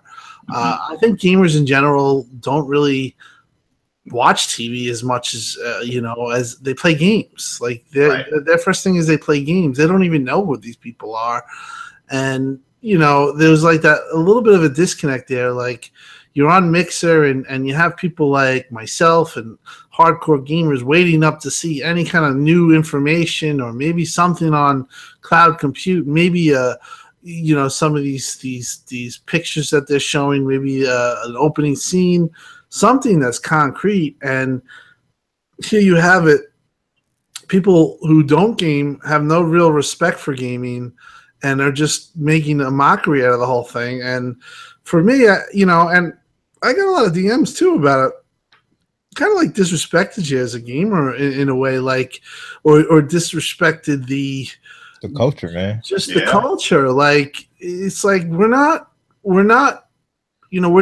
people who watch. We're not. It's not like the old days where you get somebody from 90210 or whatever, and it's not like that anymore. We want professional. We want to see that game in its best light, and we want to see not a mockery or a joke or like coming off of like the game's built on destruction, and then you have this thing and it's like a glitch. The freaking thing is driving and it looks all stupid. I mean, it was cringy. Yeah. And at the end of the day, is it recoverable? Yes. Is it something that people said, well, Tim, you're overreacting, or Randy, you're overreacting? I don't really think so, because what goes on, and how the internet goes. And sure enough, Crackdown 3, if they didn't even show Crackdown 3, it would have been better, because the last 4 days have hurt Crackdown. Yeah. And it has to come back somehow, some way at Gamescom and kind of like recover itself. Right. But if you never had that stream, we wouldn't be talking about it. We'd be talking about Fortnite right now. Mm-hmm. And an overreaction is immediately writing it off, right? Just from the things that you're saying, oh, it's doomed to fail. That's it. It's a wrap. That's to me an overreaction. An overreaction isn't being critical of the way it's being shown or the kind of way it's being treated. In a world where you have 6-7 figure YouTubers, you got to take that serious. Yeah. That, like you said, it's almost insulting. It's almost like a flashback to the days of, like you said, you have to get people from 90210 to show your game, because that's how kids watch TV. Most kids, YouTube is their TV. Right. Yep. YouTube and Netflix. That's what gamers know. Gamers don't give a shit about some guy on Channel 5 anymore. Right. I mean, it's just the truth. I mean, and they don't like see somebody take the thing and never play a game and make just jokes about it and not know how to aim. Mm-hmm. To me, that's frustrating. That's like, what the fuck? Like, I want to see the game. I want to see the game at least a little bit in action. And, the whole thing was, and people said, well, Forza 7, people didn't complain about that. I got news for you. I watched the Forza 7 thing, and I was frustrated by the way the guy kept hitting the thing. I'm like, can I see, the one thing that Forza 7 has going for it is it's just visually stunning, where Crackdown it's a different kind of art style, but you could definitely see like when parts of it, like it's impressive. It's but even watching that, it was a bad showing of Forza 7. Like it was in Dubai, and I couldn't even watch it. And the guy, and like Larry's all pissed, and it's a situation where if you're marketing, honestly, the one thing that you can take away, and if you want to take constructive criticism, is that gamers probably rather see gamers play, or people in the know, like a YouTuber, or even one of us. You know what I mean? Like having an Xbox fan, like somebody in the area come down and play it, and talk to them, person in the community, I think would have done more for Xbox than having somebody say the F curse and wear a bra and joke around and think, like, it's just like to me there was like a little bit of a disconnect there. And when that happens, I'm sorry, you're gonna get diehards, and you're gonna get people are gonna complain. And I complain, and I talk to people on Xbox, and people who are like, well, you really can't get mad about people who are not playing, but you're missing the fact that you know, this is your showcase game, and now it's become a running joke. And this is how the internet works. You have to know how the internet works. You have to stay out, and you have to be out in front of problems like this. Like, you shouldn't have a focus group that, you know, like talk to gamers. Gamers are going to watch Mixer, nobody else. And like I said, with now, nobody watches TV anymore. If you're a gamer, pretty much you're gaming, or you're on your phone, or you're doing something else. You're watching a baseball game, probably with it on your phone or whatever. That's just the way everything is going. If Boogie was there, it probably would have been a much bigger, better, you know, showing, and it probably would cost less. You know what I mean? Yeah. Right, because I didn't understand the whole EW thing. What was the tie-in with that? What was the need? You know, you could almost have your own separate panel. Yeah. And kind of do something. I mean, Comic-Con is not just comics anymore. Yeah. You know, it's movies, games, everything. So that's a big opportunity. And I know, like, what they said, Gamescom is probably the next shot we're going to get at this, right? So hopefully they bring that. Because, I don't know, like, we were talking before we went live, and I said, I don't have an issue with Crackdown's look. I know people are making a big deal about that. I mean, there are plenty of games that probably don't even look as good as Crackdown that still play well and are fun games. The cell shading is not the issue, whatever the case may be. It's the quiet nature of how they're going about showing it and only showing the same thing, right? Mm-hmm. And hey, Eric, Eric, I want to interrupt you. Matt from Nolan Nerdcast is just joining us. What's up, Matt? Yo, Matt. I heard we were talking Crackdown, so I had to come talk. Yeah, we're talking a little Crackdown. Yeah. But no, I was saying, like, you have whatever your game may be, AAA, AA, whatever the case may be. If you yourself feel like you have like that product, you have that, and you feel it's awesome, we're going to talk about this, and we're going to show you why you need to be hyped for it too. You know, that starts at home. Yeah. But if you're not talking about it and you're kind of like treating it a certain way and you're not really showing it, then gamers start to get a little like leery of it. Mm-hmm.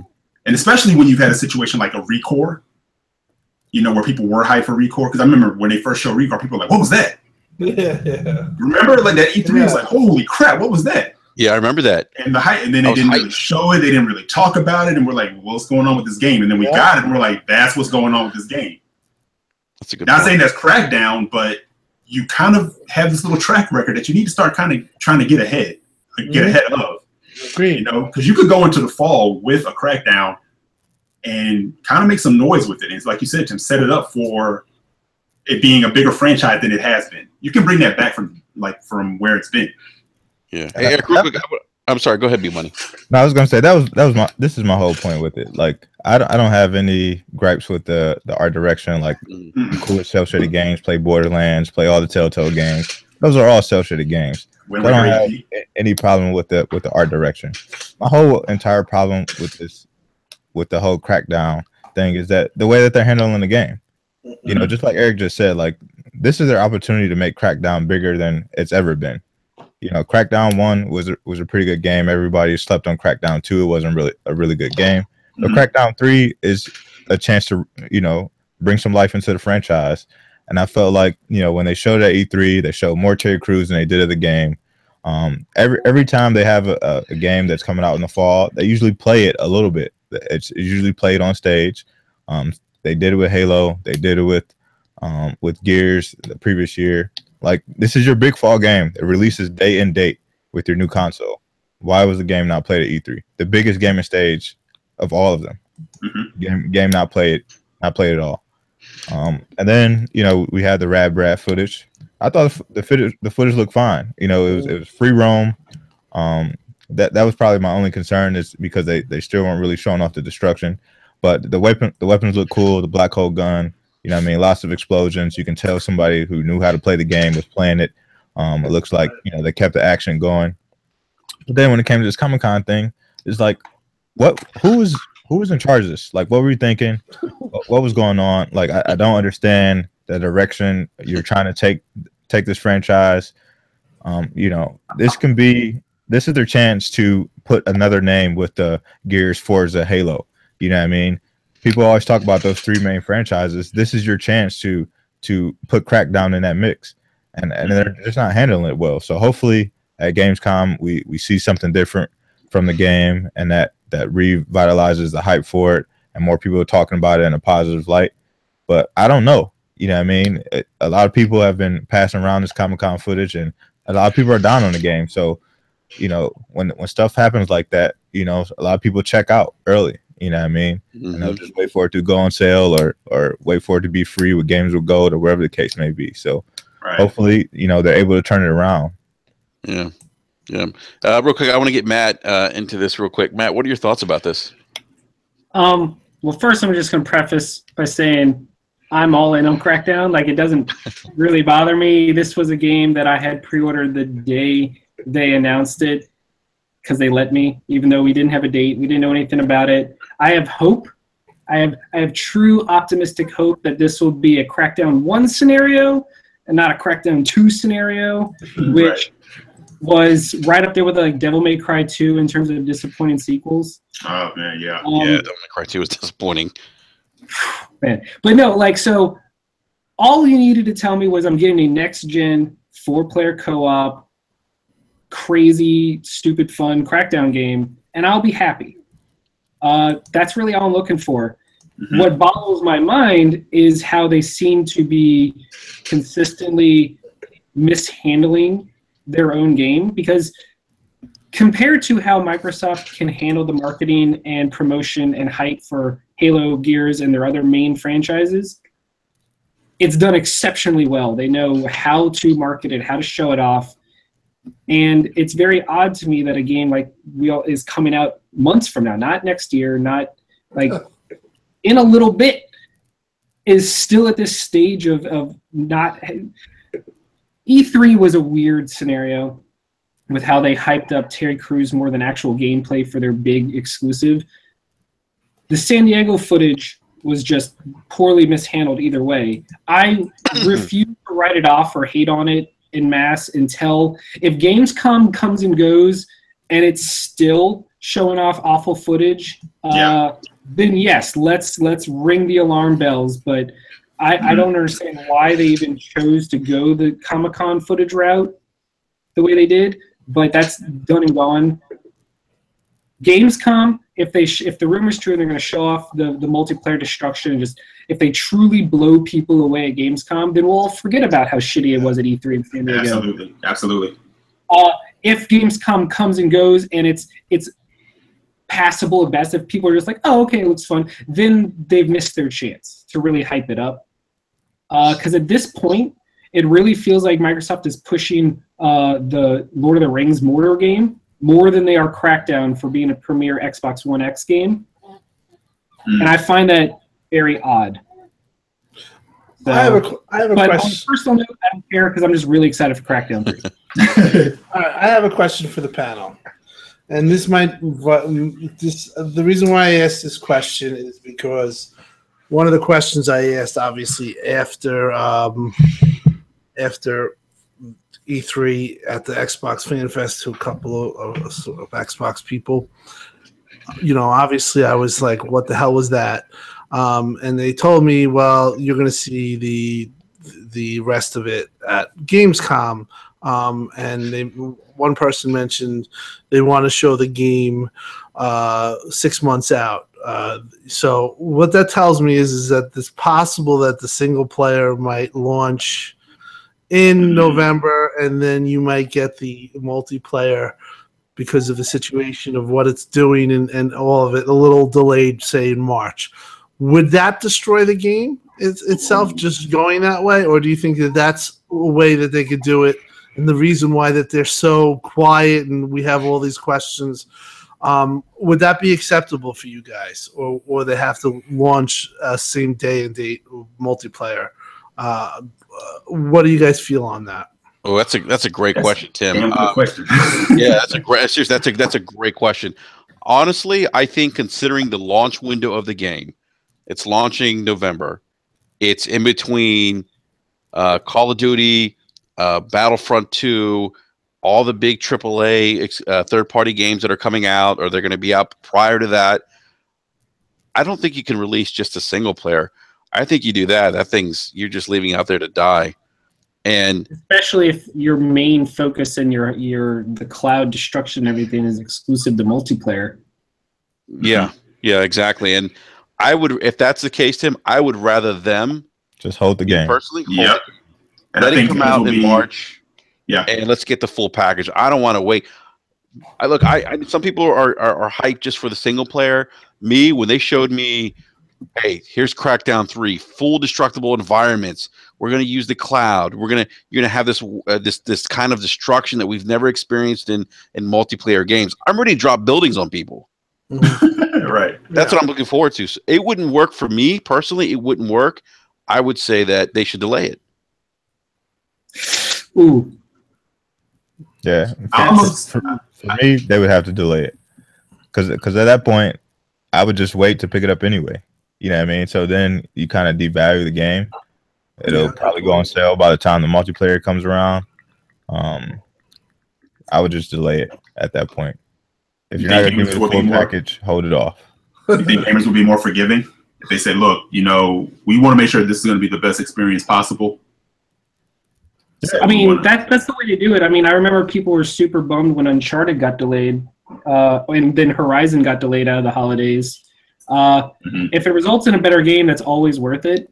Right. But a question to Tim, and this is the reality of the scenario, is it's no longer is the game good. You have to deal with what would now the new perception be. I agree. And that's the thing. Can they take the hit? I don't think they can. Yeah, exactly. Because you already have this narrative where for years Sony was blasted for not having any exclusives during the holidays. Yeah. So if Microsoft then turns and pushes out their big holiday exclusive at the same, I don't think they will. Honestly, I don't think they can because they've attached. I don't think they can either. It's now Crackdown 3 is the launch title with the 1X. I don't think they can.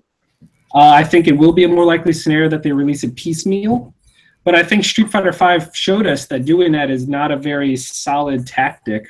Nah. Nope. Yeah. See, wow. I think if they didn't have the tumultuous start of this year with Scalebound and a lot of the narratives now that are bringing up against them, they could maybe get away with it. If they delay this game for something like that, it wouldn't be good for the game, in my opinion. I think that the point that it would be a better game is valid too, but I just think it encompasses more than just the game. It encompasses the company and Microsoft, and it'd be a huge hit if they delayed it. The only reason why I asked that, the person I talked to did not say that, but they said they mentioned, they want to show something 6 months out, and that just got my head thinking, like, well, why wouldn't you show that? And I have one more final question for the panel. Would you guys have rather seen the destruction compared to Terry Crews?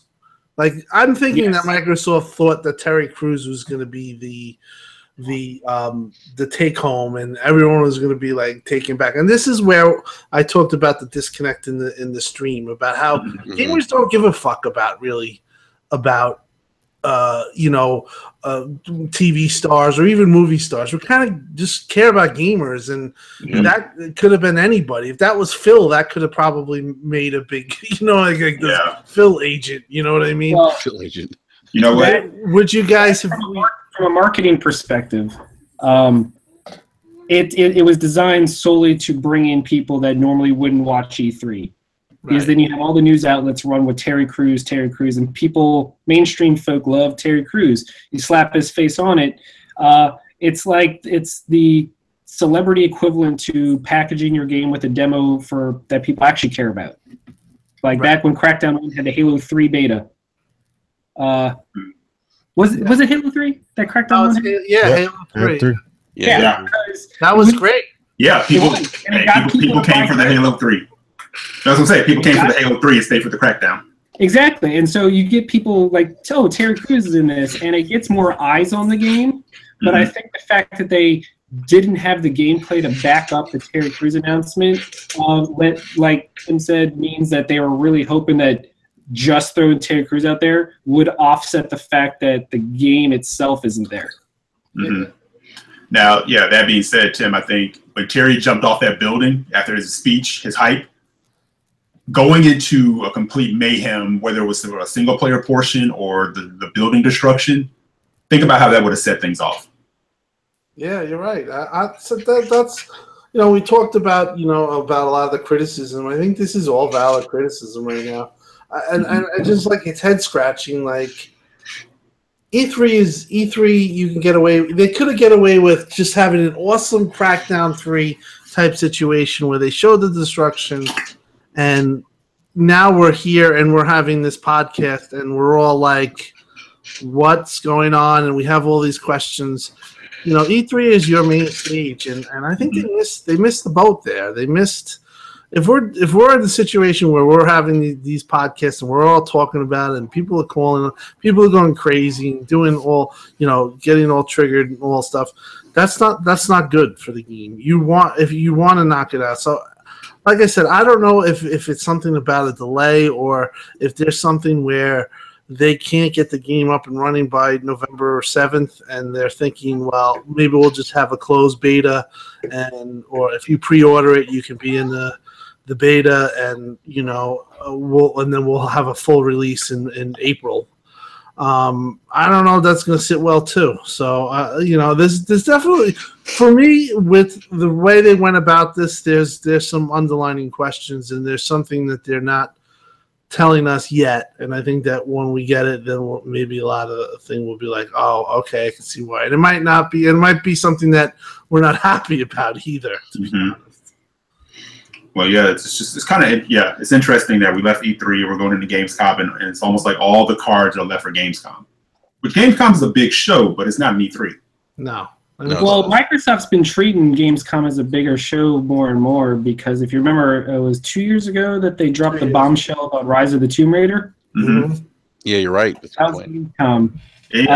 I think Microsoft's finally learning the right lessons, because for the majority of this generation, they blew their entire load at E3, and then they had Gamescom was just, here's more footage of the games we talked about at E3, and then had nothing for the rest of the year, while Sony was like, new games at Gamescom, new games at Tokyo Game Show, new games at PSX. They spread their announcements out.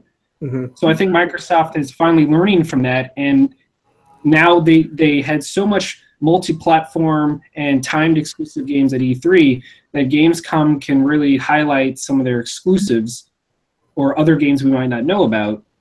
And I think that's the smarter play overall. The interesting thing is they're not doing a press conference at Gamescom, from what I'm saying, right? No. Phil won't be there. Yeah, I think Mike's going to be there. I think that they're going to have a showcase or some type. Okay. They're not going to have a show per se, but they will have whatever, some type of like a Xbox Daily.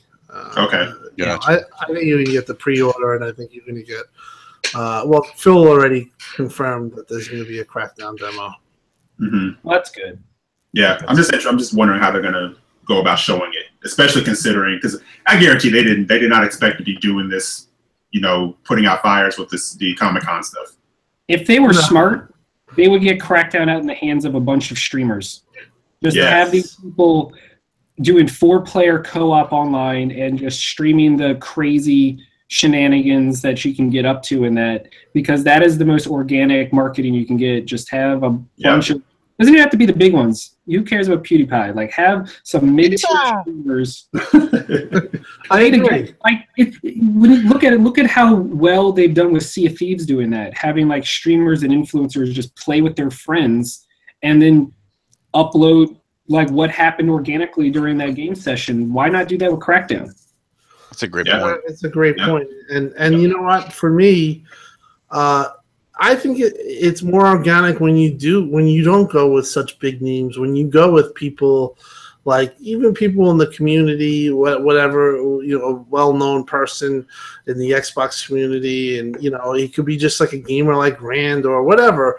Like I think that stuff is very organic, like you said, and I think it hits home with the gamer. Like for me to have some, you know, some guy like Justin Bieber.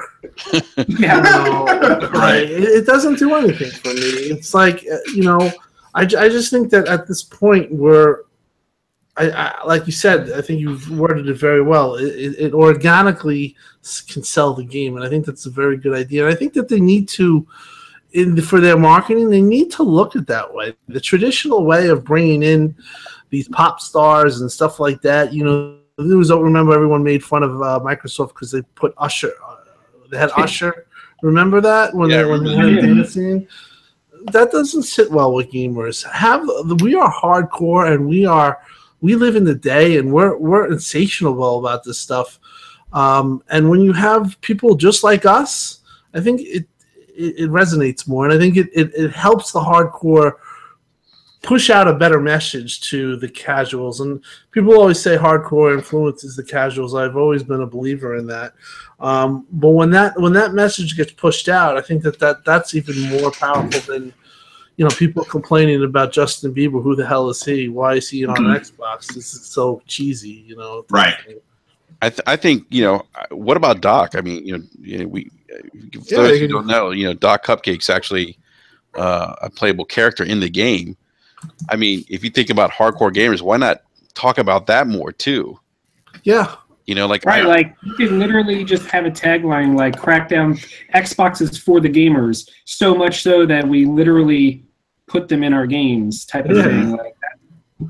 They should be playing that angle up. Like, look, we love our community so much, we'll put you in the game. It could be so simple. They could run a huge contest and have fans submit why they love Crackdown or what they love about Xbox, and the winner would be put into the game as free DLC or something. Like, that's the kind of, I keep forgetting if you guys know that that's like what I do for a living. Is marketing for games and stuff. And so this is the kind of stuff that I do. And so when I see these corporations that theoretically should know this way better than me because they get paid to do it, I don't, it's such a simple thing. It would cost so little and would generate so much goodwill in the community and so much engagement with people just seeing videos and reminiscing about why they love Xbox, and everything would be online. Stuff like that, man. I don't know why they don't. You have very good points. You know, I think, and I've seen this with just in general with things within the community. I think that passion, when you have passion for it and you're not working for somebody who's kind of telling you what to do or what you can and can't do, I think the freedom of creativity with the person who's passion actually does a better job than somebody who's like doing a job where they have to do it within a guideline and have to worry about, you know, if they're going to offend this group or this, you know, and they have all these things over their heads. And I think like the creativity, you know, like the stuff that you're talking about, honestly should be talked about within these big corporations. And I don't think that a lot of times I don't think that that's there because they're kind of like stunted by the corporation that they work for, and it's because they're afraid to think out of the box. I mean, like the stuff that you just came out with makes a lot of sense to me, and I don't see any of that stuff resonate. You know, I don't see that stuff happen. I think Sony, I have to say, I think Sony does a little bit of a better job in marketing with the slogans, and I think Xbox can do better. And you know, they should maybe be a little bit more open to free thinking, like you just were talking about, Eric. Matthew. Yeah. No, true, man. There's definitely ways to go about it without, you know, you don't have to, everything doesn't have to be on TV, movie, you know, promotion and stuff like that. You know, you can definitely do some ground, you know, hit the ground roots, right? Yeah. You know, and that almost gets, you're right, that almost gets gamers more excited when you kind of go about it that route. You know what's interesting? You guys mentioned that because I think early on, and when I got an Xbox and I became a beta tester, they were really engaged in the community back then. They were, you know, they were like, "Hey, you guys are going to help us build this." And I can tell you that got a lot of buy-in from a lot of gamers that I was hanging out with at the time, or that I knew, that I was talking to. Like, oh my God, we get to build this. We get to help them. You know, and they would reach out to us. We take surveys, we get feedback on things. You know, we would beta test games. I mean, it was just, it was really a grassroots effort. It was really they were really engaged in the community back then, and it was awesome. It was awesome. It was, you know, for me, it was a big reason why for many years I stayed on the Xbox platform. You know, because I had that sense of community with them. You know, I don't feel that as much anymore. You know, I feel like, I don't know, sometimes I feel more recently, maybe there's a little bit of disconnect, I guess. Yeah, you know, I think it's easily fixed. I think it's just more or less people, you know, maybe not being so conservative or not, you know, like a cookie cutter approach. Like, to me, like, I have to say, like I just don't know if I think sometimes just having, you know, the corporation head over you is kind of, you maybe stunts you a little. I mean, you don't want to screw up. You don't want to, you know. I don't know. I don't know what it is, but I've seen people with passion that just do things, come up with ideas that 10 times smarter than what I see sometimes being done. You know, and I'm not saying that you know, marketing is horrible with Xbox or any of that stuff. I just think that it's more of a type of thing where you have to think outside the box and you have to take a little bit of a risk. You have to maybe say, hey, let's get Doc Cupcake, let's get some other guy, let's get, you know, three guys that are not the biggest streamers, and let's have a stream and let's all tweet about it. Let's all promote it, you know, and not be afraid to, you know, be afraid of this and that. Be all in on it, you know. And I think there's a lot of politics that go on and things that just, you know, that hurt the process. And it shouldn't be that way. You should have a situation where you could be free thinking and you could think outside the box, and I don't think that they try that sometimes. I don't really remember something where I was like, wow, that's pretty much I never thought of that. And I think that stuff helps and it resonates with gamers itself organically. You know, the whole marketing has changed. It's not like it used to be. It's not like, you know, when you bring in a big star and everyone, you know, it's just a totally different people. Everyone is all over the place now. You know, it used to be you could set your marketing up in a magazine and you set it up with an interview. It's nothing like that. You could have one bad turn and you could be the laughingstock of the internet. And, you know, or you could have one right turn and you become the darling of the internet. And that itself, it's a great point, can do so much for you. So it's just everything's changing. And, you know, the good thing is that, you know, it's time's not stopped and things move forward, and so does everything else. So, you know, it's I think podcasts like this and talking on Twitter and, you know, bringing out your own ideas and even bringing this to them might actually influence and make some points to them. And it's funny because gamers overall can have, not always, but can have short memories and be forgiving if they feel you're doing them the right way. You know, I agree. Simply, if they feel you're delivering, or if something was a faux pas and then you kind of fix it in every way, which we've seen happen. Whatever happened kind of doesn't get talked about as much anymore. You know, we talked about Sony's 2 jobs comments. Yeah, you know, you're like, ooh, how do they come back from this? You know, and you can, you know, people just move forward. They feel like they're getting what they need from you. Nintendo, you know? Yeah, exactly. You know, so that's a great point. Well, gentlemen, before we wrap up, does anyone have any other comments you'd like to share with the rest of the panel before we wrap up tonight? I just thank you guys for letting me pop on, like, as a quick hello to everybody. Crackdown, I'm already down for. So if you want to play 4-player Crackdown, I mean, you know, I'll have it. And finally, Pyre is really damn good. I just picked up Pyre, but hey, you know, I don't know if you know this, Matt. We actually had Greg Casavan. I don't know if I'm pronouncing his last name right. I think it's Casavan. Oh, from Supergiant? Yeah, from Supergiant. Yeah, we John and I interviewed Amir at PAX. Nice. Oh, that's right. I did see that. Yeah. Yeah, we had Greg on I think it was last summer. Really nice guy. I know Greg from my time as a forum moderator.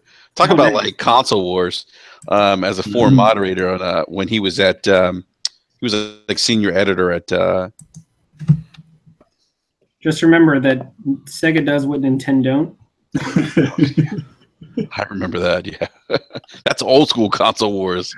No, but I always appreciate it when you guys let me on. And actually, I think this is the first time I've actually been on this show with Tim. So that was fun to finally check the bucket list. Very cool.